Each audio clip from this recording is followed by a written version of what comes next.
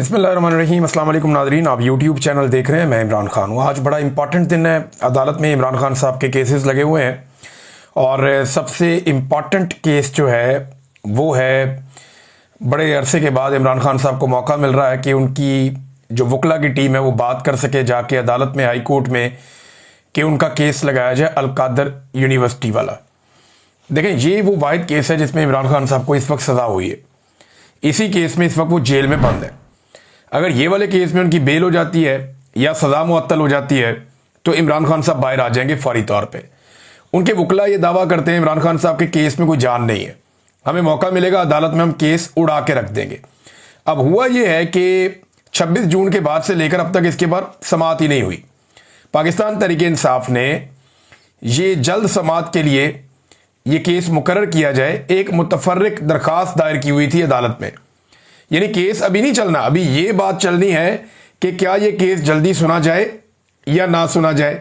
अब इमरान खान साहब की पार्टी ने या उनके वकला ने ये दरखास्त दी हुई है। अब 3 महीने के बाद ये दरखास्त सुनी जा रही है कि ये केस जल्दी सुनना या नहीं सुनना। इस मामले के ऊपर आज अदालत फैसला करेगी या समाअत करेगी इस मामले के ऊपर कि जल्दी समाअत करनी है या नहीं करनी। अब उसके बाद फिर समाअत होगी। तहरीक इंसाफ के वकला ये दावा करते हैं इमरान खान के कि जब भी इसकी समाअत होगी इमरान खान साहब बाहर आ जाएंगे। लेकिन मुझे नहीं लगता कि इस वक्त जो मिलिट्री एस्टेब्लिशमेंट है वो इमरान खान साहब को छोड़ना चाहेगी, ऐसे बज़ाहिर दिखाई नहीं दे रहा। उसका जो बड़ा रीज़न है वो ये है कि आर्मी चीफ की एक्सटेंशन का मामला है नवंबर में, वो नहीं कोई रिस्क लेना चाहेगी। इमरान खान जैसा लीडर बाहर आ जाए जिसकी अवाम में इतनी मकबूलियत और इतनी ताकत है कि वो जिस तरफ चलाएगा अवाम उस तरफ चल पड़ेगी।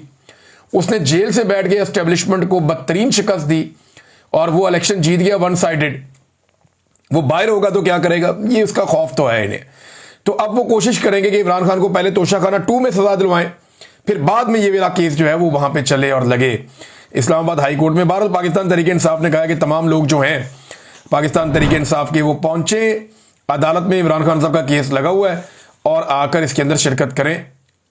तो इमरान खान साहब ने जो स्टेटमेंट दिया अपनी बहन के जरिए से, अलीमा खानम के जरिए से, जब अदालत में केस चल रहा था, तो वहां इमरान खान साहब ने कहा कि 1971 में जब सकूत ढाका का अफसोसनाक सानिया पेश आया तब भी एक डिक्टेटर याया खान मुल्क पर मार्शल लॉ लगा के करता धरता बना हुआ था। सानिया मशरिकी पाकिस्तान के बाद हमूदुर रहमान कमीशन बना जिसने बताया कि याया खान ने अपने ज़ाती मफाद और अपने नाजायज़ इक़्तिदार को 10 साल तक तूल देने के लिए ऐसे फैसले किए जिससे पाकिस्तान 2 टुकड़े हो गया। हमूदुर रहमान कमीशन रिपोर्ट आला अदलिया समेत आर्मी, नेवी और एयरफोर्स के नुमाइंदों की तहकीकात के बाद बनाई गई। इन तहकीकात के दौरान सैकड़ों लोगों के बयानात रिकॉर्ड करवाए गए और 4 साल इस साने की वजूहात पर तहकीकात की गई। हमूदुर रहमान कमीशन के मुताबिक एक शख्स की हवस और अना ने जुल्म और जबर का वो बाब रकम किया जिसके बाद मुल्क हमेशा के लिए टूट गया। सबसे गलत फैसला शेख मुजीबुर रहमान की मकबूल तरीन जमात अवामी लीग को दबाने का था। जिस पार्टी ने 162 में से 160 नशिस्तें जीती उसे दीवार से लगा दिया गया और मुजीबुर रहमान को जेल में डालकर मगरबी पाकिस्तान में अपनी नशिस्तें बढ़ाकर दिखाई गईं। 24 मार्च 1971 को मुजीबुर रहमान के साथ मुज़ाकरात शुरू किए गए, मगर उसी रात बंगालियों के खिलाफ ऑपरेशन लॉन्च कर दिया गया जिसमें सरकारी आदादोशुमार के मुताबिक 50,000 अफराद का खून बहा, जबकि असल तादाद इससे कहीं ज्यादा है। आज पाकिस्तान में वही हालात बना दिए गए हैं जो 1971 में थे। आसिम मुनीर ने 9 मई का फॉल्स फ्लैग ऑपरेशन मुल्क की मकबूल तरीन पार्टी तहरीक इंसाफ को कुचलने के लिए करवाया। सीधा सीधा इमरान खान साहब ने कह दिया कि 9 मई आसिम मुनीर ने करवाया था। ये अब बड़ा स्ट्रेट अवे आ गए इमरान खान साहब आसिम मुनीर साहब के ऊपर, हेड ऑन ले लिया उन्होंने। इससे पहले वो ये कहते थे इमरान खान साहब के, बताएं ये फॉल्स फ्लैग ऑपरेशन था। इमरान खान साहब ये कहते थे कि इसके पीछे कौन है, सीसीटीवी जिसने चुराई है वही इसके पीछे है। तो ये इमरान खान साहब पहले कहते थे, लेकिन अब उन्होंने साफ कहा कि आसिम मुनीर ने 9 मई का फॉल्स फ्लैग ऑपरेशन मुल्क की मकबूल तरीन पार्टी तहरीक इंसाफ को कुचलने के लिए करवाया। 2 रातों में तहरीक इंसाफ से मुंसलिक 10,000 से ज्यादा लोगों को गिरफ्तार किया गया। ये कैसे मुमकिन था कि 10,000 लोगों को 2 रातों में बगैर तहकीक गिरफ्तार कर लिया जाए। इसके बाद पार्टी को कुचलने का सिलसिला शुरू हुआ। मुल्क की सबसे बड़ी जमात की तमाम सियासी सरगर्मियों पर पाबंदी लगा दी गई। कोई तहरीक इंसाफ का परचम उठाता तो उसे उठा लिया जाता। हमारे उम्मीदवारों और उनकी फैमिलीज को अगवा किया गया, हमसे हमारा इंतखाबी निशान तक छीन लिया गया, मगर अवाम ने 8 फरवरी को बाहर निकलकर इस सारे बयानिए को जमीन बोस कर दिया। 8 फरवरी इनकलाब का दिन था, जब लोगों ने जुल्म के निज़ाम के खिलाफ वोट दिए और तहरीक इंसाफ को 2/3 अक्सरियत दिलवाई। कमिश्नर पिंडी ने जब ज़मीर की आवाज़ पर लब्बैक कहा, इंतखाबी धांधली का पर्दा चाक किया और 50-50 हज़ार वोटों की धांधली का एतराफ़ किया, तो धांधली के जुर्म में मुलविस कुव्वतों ने उनके ज़हनी तवाज़ुन बिगड़ने का भोंडा बयानिया बनाकर उन्हें गायब कर दिया। इनका आज तक किसी को मालूम नहीं, लेकिन हम उन्हें भूलने नहीं देंगे। 9 मई के असल मुजरिम वही हैं जिन्होंने CCTV फुटेज चुराई है। अब इसी 9 मई को बहाना बनाकर जो नशिस्तें हमारे पास बची हुई थी, वो नाजायज़ 10-10 साल की सजाएं देकर हमसे छीनी जा रही हैं। बेशर्मी की इंतहा यह है कि एजाज चौधरी की सीट छीन कर इलेक्शन हारने वाले राणा सनाउल्लाह को दे दी गई। ये सब सजाएं बिल्कुल नाजायज़ है। 2-2, 4-4 करके बेशर्मी से हमारी नशिस्तों पर कब्जा किया जा रहा है। इसीलिए हमने ज़िमनी इंतखाबात का बाइकआउट किया है, क्योंकि वो फिर ये नशिस्तें चोरी कर लेंगे और इस इलेक्शन में हिस्सा लेना इन जाली सजाओं को मानने के मुतरादिफ होगा। मैं कौमी असम्बली की कमेटियों से इस्तीफ़ा पेश करने वाले तमाम मुराद से दस्तबरदार होने वाले सबको खराज तहसीन पेश करता हूँ और हदायत देता हूँ कि अब सेनेट में भी ऐसा ही किया जाए। मैं कुछ दिन तक अपने आइंदा लाएअमल का ऐलान करूंगा। फिर इमरान खान साहब ने ऑपरेशन के बारे में बड़ी खुलकर बात की है। उन्होंने कहा ऑपरेशन बंद होना चाहिए और ANP को गैर मकबूल किया गया था इसी तरह एक ऑपरेशन करके, सिर्फ बैरूनी कुव्वतों की खुशनुदी के लिए अपने ही लोगों के खिलाफ फौजी ऑपरेशन से हालात बेहतर होने की बजाय मजीद बिगड़ते हैं। एक तरफ हमारे सिक्योरिटी फोर्सेज वाले और दूसरी तरफ भी हमारे अपने शहरी मारे जाते हैं। अपनों को मारने से हमेशा दहशतगर्दी में इजाफा होता है। हमारी जानिब से अफगानिस्तान और पाकिस्तान में जारी ड्रोन हमले फौरी बंद होने चाहिए। फिर उन्होंने कहा तमाम सूबाई और कौमी असम्बली के मेंबरान को मैं हदायत करता हूं कि सूबे में अमन के लिए अपने और अपने ही लोगों के खिलाफ ऑपरेशन और ड्रोन हमलों को रोकने के लिए मिलकर बैठे और मुजामत करें।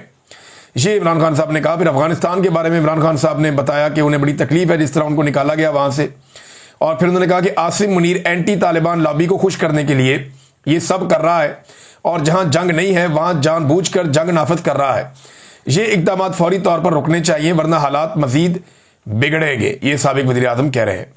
उसके बाद इमरान खान साहब ने अपने जो ट्वीट का तीसरा हिस्सा, 3 हिस्सों में उन्होंने ये ट्वीट किया है। उन्होंने कहा जी मेरी बहनों और एहलिया का सियासत से कोई लेना देना नहीं है। अलीमा खान बाहर आकर सिर्फ मेरा पैगाम पहुंचाती है। उनके खिलाफ मुहिम अफसोसनाक है और मुल्क पर मुसल्लत रजीम की बुज़दिली और खौफ का वाज़ेह सबूत है। बुशरा बेगम की भी सियासत के कोई अमल दखल नहीं है। बुशरा बीबी ने आज तक मुझे किसी वजीर, टिकट होल्डर या सेनेटर को नामजद करने का नहीं कहा। वो कोई सियासी पैगाम नहीं भेजती। वो कैद तन्हाई में है। इनका बाहर किसी सियासी शख्सियत के साथ कोई राब्ता नहीं है।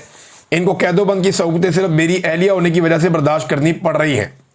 जालिम रजीम को लगता था बुशरा बेगम को मेरी कमज़ोरी बनाकर इस्तेमाल करेंगे, लेकिन वो मेरी ताकत बन गई।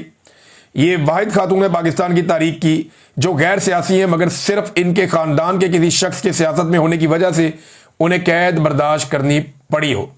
बुशरा बेगम की तबीयत नासाज है, उन्हें चलते हुए चक्कर महसूस होते हैं। उनके मुआयने के हवाले से दरख्वास्त दायर की गई है, लेकिन अभी तक कबूल नहीं की गई। उनका डॉक्टर से तरजीही बुनियादों पर मुआयना इंतहाई अहम है। बुशरा बेगम को सियासी मुकदमात में कैद करना आसिम रजीम की इखलाकी और मजहबी गिरावट का सबूत है। मुझ पर और मेरे ख़ानदान पर तमाम मुजालिम आसिम मुनीर करवा रहा है। मुल्क में इस वक्त आसिम लॉ नाफिज है, जिसने डाकू डफर अलायंस के तहत मुल्क चलाकर इखलाकियात का जनाजा उठा दिया है। इखलाकी पस्ती का सबूत यह है कि मेरे ख़ानदान की औरतों को भी निशाना बनाया जाता है। ये जी इमरान खान साहब का बयान है। अब नाज़रीन आप आ जाएं कि हालात क्या है। अब पाकिस्तान पीपल्स पार्टी ने PMLN को और PMLN ने पीपल्स पार्टी को ताने देना शुरू कर दिए हैं गवर्नेंस के मामलात पे, क्योंकि सैलाब के अंदर पंजाब में जो तबाही फिरी है, पाकिस्तान पीपल्स पार्टी ये जानती है कि PMLN का तो डब्बा गोल हो जाएगा। लोग इनका पटाखा बजा देंगे जो इन्होंने अवाम के साथ कर छोड़ी है पंजाब में। लिहाजा पीपल्स पार्टी अपने आप को बरी जमा करते हुए पंजाबी हुकूमत के ऊपर, जो पंजाब की हुकूमत बनी हुई है इस वक्त, उसके ऊपर इल्ज़ामात लगा रही है। जबकि PMLN बदला लेने के लिए कराची और सिंध के डूबने के ऊपर पीपल्स पार्टी पे इल्ज़ामात लगा रही है। तो ये दोनों एक दूसरे का पोल खोल रहे हैं, और जबकि जो अपोजिशन जमात है पाकिस्तान तहरीक इंसाफ, ये रोल उसका है कि वो दोनों को एक्सपोज करे, लेकिन 2-4 लोगों के अलावा कोई भी इस पर बात नहीं करता। पाकिस्तान तहरीक इंसाफ की लगता है तरजीहात कुछ और हैं और वो बहुत सेंसर करके बात करते हैं। लगता है वो डरे हुए हैं हुकूमत से, या बहुत सारे लोग ऐसा लगता है ये मौका था अवाम के साथ खड़े होने का, बताने का कि आपने गलत बंद तोड़े हैं, ये बताने का कि आपने जुल्म किया है, आपने बस्तियों की बस्तियां डबो दी हैं, लाखों लोगों को आपने बेघर कर दिया है, कश्तियां उलट रही हैं, कोई रेस्क्यू नहीं है, कोई रिलीफ नहीं है, कोई इमदादी सरगर्मियां नहीं हो रही। वो बेचारे रेस्क्यू 1122 वाले, उनको बहुत महदूद वसाइल है, छोटा सा इदारा है, इतना बड़ा तबाही आ गई है उसके अंदर, वो बेचारे क्या करें, वो फंस गए हैं, उनको वो सहूलियात भी नहीं है बेचारों को। शहबाज शरीफ के दौर में तो बेचारे चंदे से चल रहे थे। ये तो उस्मान बुज़दार का भला हो, जब वो आया तो उसने इसको मुख्तलिफ इजला तक फैलाया। अब हालात ये पैदा हो चुके हैं कि 2 कश्तियां डूब गई जलालपुर पीरवाला में, उलट गई वहाँ लोग डूब गए, फिर उनको बड़ी मुश्किल से बचाया गया।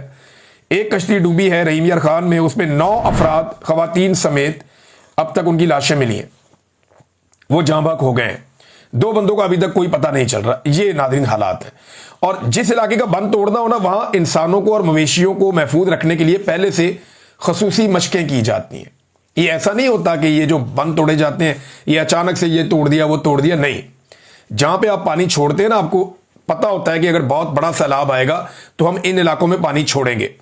उन इलाकों में स्पेशल सायरन होते हैं, मसाजिद के अंदर सायरन लगे हुए होते हैं, और पूरा एक सिस्टम पाकिस्तान में बहुत दहाइयों पहले मौजूद था। तो वो सिस्टम बनाया जाता है कि लोगों को महफूज कैसे रखना है। बरसात से पहले उसकी मशकें कर दी जाती हैं। यहां इनको 1.5-2 महीने पहले से पता था कि इस मरतबा बड़े खौफनाक सैलाब आने जा रहे हैं। वार्निंग जारी कर दी गई थी, इन्होंने टके की तैयारी नहीं की, बल्कि लोगों को अंधेरे में रख के मारा, मासूम लोगों को। उन्हें वार्निंग दिए बगैर पानी छोड़ दिया इन्होंने, और बस्तियां की बस्तियां डिबो दी हैं। वो लाखों लोग हैं जलालपुर पीरवाला में जो डूब रहे हैं पानी के अंदर, और बुरी तरह डूब रहे हैं। उनके साथ जुल्म हुआ है, बेखबरी में उनको मारा गया, उनको डुबोया गया है। और अब उन्हीं गरीबों की तस्वीर और वीडियोस बना बना के अपनी टिकटॉक मशहूरी कर रहे हैं। यानी इनकी तवज्जो इसमें नहीं है कितने गरीब वहां पे जाँ बहक हो रहे हैं, कितनी कश्तियां उलट रही हैं, लोग दरख्तों पे चढ़े हुए हैं, छतों पे चढ़े हुए हैं, खाने के लिए उनके पास है कुछ नहीं। ये खैमे लगा देते हैं, उनको बैठा के टिकटॉक बना के निकल जाते हैं। ये उनकी सालन में बोटियां गिन रहे हैं बैठ के वजीर और टिकटॉकर्स। ये उनको बोटी डाल के दे रहे हैं, देखो आपकी बिरयानी में बोटी है, आपकी प्लेट में बोटी है। ये गरीब का मजाक उड़ा रहे हैं। वो इतने भी वो गए गुजरे लोग नहीं हैं, वो बेचारे अपना पेट खुद भरते थे, बल्कि आपको भी टैक्स देते थे। आज आपने अपनी बैड गवर्नेंस की वजह से, नालायकी की वजह से बेड़ा गर्क कर दिया पकड़ के। वो बेचारे सड़कों पे आए हुए हैं, उनके पास ना खाने पीने के लिए कुछ है, पीछे उनके घरों में चोरियां हो रही हैं। वो बताते हैं जी चोर आते हैं, वो उनके पास तेज कश्तियां हैं, वो आते हैं चोरी करते हैं निकल जाते हैं। हम अपने घरों को खाली भी नहीं छोड़ सकते, ये हालात है। हुकूमत ने कर ये दिया है कि इस वक्त आधे पाकिस्तानी गुर्बत की लकीर से नीचे चले गए। 44% तो पहले थे, अब करोड़ों लोग मजीद मुतासिर हो गए। उनके पास खाने के लिए इस वक्त कुछ नहीं है, जमीन जो उनकी है वो बेकार हो गई है। अब उसे कारामत कैसे करें, ये बहुत बड़ा इशू है। आधे से ज्यादा पाकिस्तान गुर्बत की लकीर से नीचे चला गया है। और इनकी मौजें चेक करें, इनकी अयाशियां चेक करें, इनके बैग, जूते, कपड़े, इनकी गाड़ियां चेक करें, इनकी आनियां जानियां चेक करें, इनके जहाज, प्रोटोकॉल और हेलीकॉप्टर्स चेक करें, इनके कपड़े देखें आप, इनका पहनावा चेक करें, इनके चेहरों के ऊपर मुस्कुराहट देखें आप। हमारा वजीर आजम जो है वो बाहर हुक्मरानों के साथ अटकेलियां करता फिर रहा है, और पाकिस्तान में लोग सैलाब में डूब रहे हैं। यानी आधे पाकिस्तानी गरीब हो गए, और उनका लीडर जो है ना उसको जेल में बंद किया हुआ है। इंतहाई सतही दर्जे के और पस्त ज़हनियत के लोग हैं। इन्होंने इस कौम का सबसे बड़ा लीडर कैद किया हुआ है। इन सारे रंगबाजों में, ख्वाह इनका ताल्लुक किसी इदारे से हो या किसी सियासी जमात से हो, इनमें किसी में भी इतना हौसला नहीं है कि ये मैदान के अंदर इमरान खान का मुकाबला करें। ये उसका सामना करने की जरूरत ही नहीं रखते। अब ये अपनी नालायकी, अपनी बदनीयती और अपनी बुज़दिली को छुपाने के लिए अवाम के सबसे बड़े लीडर को बेगुनाह जेल में रख के बैठे हुए हैं। खुद इनके छोटे छोटे दिमाग हैं। वो आदमी, उसका विजन है, वो उसने कोरोना से बचाया था इस मुल्क को। जहां दुनिया नाकाम हो गई, अमेरिका और यूरोप जैसे मुल्क जो है वहां पे तबाही हो गई, इमरान खान ने एक मिसाल कायम की थी, कमाल काम किया था। उस आदमी को जेल के अंदर बंद किया हुआ डफर्द है, जिनकी मोटी खोपड़ी है, इनका दिमाग ही काम नहीं करता। भाई वो आपको तब अलिफ बे नहीं पता थी जब वो इस कौम का हीरो था। वो इतना तगड़ा आदमी है, इतना बड़ा आदमी है, ये सारे बोनों ने मिलकर उसको जेल में बंद कर दिया। उसका बाहर सामना ही नहीं कर सकते ये, और कोई वजह नहीं है। और हुकूमत की हालत ये है, कभी ये कहती है कि हम बैरूनी इमदाद नहीं लेंगे, अपने पैरों पे खुद खड़े होंगे, अपनी मदद आपके तहत हम सैलाब मुतासरीन को देखेंगे। कभी कहते हैं जी हम कमेटी बना रहे हैं, हमें बैरूनी इमदाद की जरूरत है, हम अब भीख मांगने जाएंगे, लोगों से कहेंगे जी हम डूब गए एक मरतबा, फिर सैलाब मुतासरीन के नाम पे हमें पैसे दे दो। तो ठीक है, पैसे आप ले लें सैलाब मुतासरीन के नाम पे, लेकिन कोई एक प्रोजेक्ट दिखाएं जो पिछली मरतबा जब सैलाब आया था 2022 में, तो उन सैलाब मुतासरीन के लिए आपने एक भी प्रोजेक्ट लगाया हो। और भी जिन्होंने काम किया होता ना, वो दिखाई दे रहा होता है। मुझे आप 10 साल के बाद भी पूछेंगे, मैं आपको ले जाऊंगा, जाके वो घर दिखा लूंगा जो हमने बनाए थे। बलूचिस्तान के लोग खुद गवाही देंगे, पंजाब के लोग खुद गवाही देंगे, जहां पे हमने घर बनाए थे। वो 2000 के करीब मकान है जिनकी छतें डाली थी, जाके पूछ लें, आपको आज भी सारा डाटा मिल जाएगा। एक एक चीज आपको बता, जब काम आप करते हैं तो आपको रिकॉर्ड होता है। इन्होंने टके का काम नहीं किया, गवर्नमेंट इनके पास है, अरबों डॉलर्स के इनको जो प्लेजेस हुए थे, कोई एक प्रोजेक्ट दिखा दें जो इन्होंने सैलाब मुतासरीन के लिए बनाया हो। कुछ नहीं बनाया इन्होंने, कुछ भी नहीं बनाया। अब नाज़रीन आ जाए एक और स्टोरी है उसकी तरफ, और ये जो स्टोरी है ये गंडापुर साहब के पासपोर्ट के हवाले से। अब उन्होंने बात छेड़ दी है तो बात निकलेगी तो फिर दूर तलक जाएगी। तो लोग सवाल तो पूछेंगे, फिर जब बात निकलेगी तो दूर तलक जाएगी। अब गंडापुर साहब का पासपोर्ट देखें, इनके भाई ने ट्रैवल किया गंडापुर साहब के बैरून मुल्क, तो गंडापुर क्यों नहीं कर पा रहे, सवाल यह है। हालांकि ये आर्मी चीफ को भी मिलते हैं, ये मोहसिन नकवी इनको मिलने भी आता है, उसको मिलने भी जाते हैं, सारी चीजें नॉर्मलाइज है। मैं मानता ही नहीं इनको पासपोर्ट नहीं इनके पास। ये तो लगता है जानबूझ के इन्होंने किया हुआ है। भाई वजीर आला के पास ऑफिशियल पासपोर्ट होता है, ऑफिशियल पासपोर्ट, इसके ऊपर ऐसे लिखा हुआ होता है। डिप्लोमेटिक पासपोर्ट जो है वजीर आला के पास नहीं होता, वो वजीर आजम के पास, बड़े जो ऑफिसर हैं, आर्मी चीफ के पास होता है डिप्लोमेटिक पासपोर्ट। अच्छा, पाकिस्तान में एक बड़ी अजीब और बात मैं आपको बताता हूं, मैं स्टडी कर रहा था। पाकिस्तान के आर्मी चीफ के पास डिप्लोमेटिक पासपोर्ट है, लेकिन पाकिस्तान के चीफ जस्टिस के पास, जिसका ओहदा बहुत बड़ा है, उसके पास ऑफिशियल पासपोर्ट है। तो जो डिप्लोमेटिक पासपोर्ट होता है ना, ये सुपीरियर होता है। तो जो ऑफिशियल पासपोर्ट होता है ना, ये थोड़ा छोटा पासपोर्ट होता है, काफी छोटा होता है उससे। तो पाकिस्तान के आर्मी चीफ के पास डिप्लोमेटिक पासपोर्ट है, 22वां ग्रेड है उनका, लेकिन पाकिस्तान के चीफ जस्टिस के पास ऑफिशियल पासपोर्ट है। अच्छा, इंडिया में इसका उलट है। इंडिया में जो उनका आर्मी चीफ है उसके पास ऑफिशियल पासपोर्ट है, और जो उनका चीफ जस्टिस है उसके पास डिप्लोमेटिक पासपोर्ट है। देखिए कितना फर्क है। अच्छा, बर्तानिया और अमेरिका के जो आर्मी चीफ है ना, उनके पास भी डिप्लोमेटिक पासपोर्ट नहीं है। ये मैं आपको बता रहा हूं डाटा देख के, अजीबोगरीब सूरत हाल है। यानी मौजूदा आर्मी चीफ के बेटों के बारे में, बेटियों के बारे में और दामादों के बारे में एक स्टोरी की थी अहमद नूरानी साहब ने। उन्होंने कहा था कि इनके दामाद जो हैं, उनकी फैमिली, इनके पास ऑफिशियल पासपोर्ट्स हैं। गालिबन उन्होंने डिप्लोमेटिक कह दिया था, लेकिन ऑफिशियल पासपोर्ट्स हैं उनके पास। गंडापुर का ऑफिशियल पासपोर्ट बनता है, पर वो कह रहे मेरे पास नहीं है। मैंने कानून इसका देखा कि ये इनको मिलता कब है, तो जिस दिन वो अपना ऑफिस एज्यूम करता है, वो ऑटोमेटिकली ऑफिशियल पासपोर्ट हर वजीर आला को दिया जाता है। गवर्नर का, सदर का, इनके डिप्लोमेटिक होते हैं, लेकिन वजीर आला का ऑफिशियल पासपोर्ट होता है, वुजरा का भी ऑफिशियल पासपोर्ट होता है नीले रंग का। ये इन्हें ऑफिस में आते ही मिल जाता है। गंडापुर साहब को नहीं मिला, मुझे हैरत है, और इसके ऊपर आज ये बात कर रहे हैं। मैं तो हैरान हूं कि ये गंडापुर साहब या तो बहुत ही भोले हैं, बहुत ही मासूम है, या वो हम सारों को बहुत भोला और बहुत मासूम समझते हैं। अच्छा, जिन्होंने मैं इंसाफ देना, उनकी हालत चेक करें। जस्टिस मंसूर अली शाह साहब जाना चाहते हैं बैरून मुल्क अमेरिका, और ये इनको पहले भी दावत आती रहती है। ये लॉ स्कूल है वहां पे, ये अमेरिका का है, बहुत बड़ा, और यहाँ पे इवेंट्स होते रहते हैं, बहुत बड़ी बड़ी तकारीब होती रहती हैं। तो उसमें शिरकत के लिए जस्टिस मंसूर अली शाह साहब को जाना था, और भी दुनिया भर से लोग आते हैं, जो ज्यूरिस्ट हैं वो आते हैं। अब चीफ जस्टिस ने उनको इजाजत ही नहीं दी। आप अंदाजा करें कि जहां पे एक जज, सुप्रीम कोर्ट ऑफ पाकिस्तान का मोस्ट सीनियर जज, जिसको चीफ जस्टिस बनना था और नहीं बनने दिया गया, वो पाकिस्तान से बाहर ट्रेवल नहीं कर पा रहा, एक तकरीब में नहीं जा पा रहा। वहां पे आम आदमी की क्या हालत होगी इस मुल्क के अंदर?